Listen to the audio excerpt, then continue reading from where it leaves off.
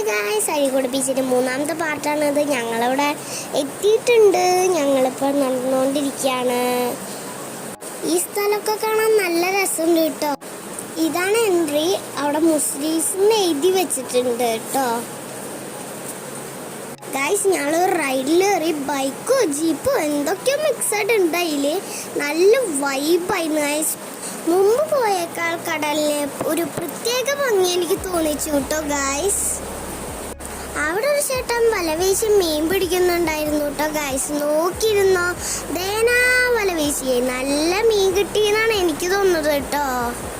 പിന്നെ ഞങ്ങൾ പട്ടം പറത്തി കേട്ടോ. പിന്നെ സപ്പൂടേന്ന് പട്ടം പോയി. പക്ഷെ സപ്പു അത് വേഗം ഓടിപ്പോയി എടുത്തു. പിന്നെ ഞങ്ങൾ പട്ടം പറത്തി.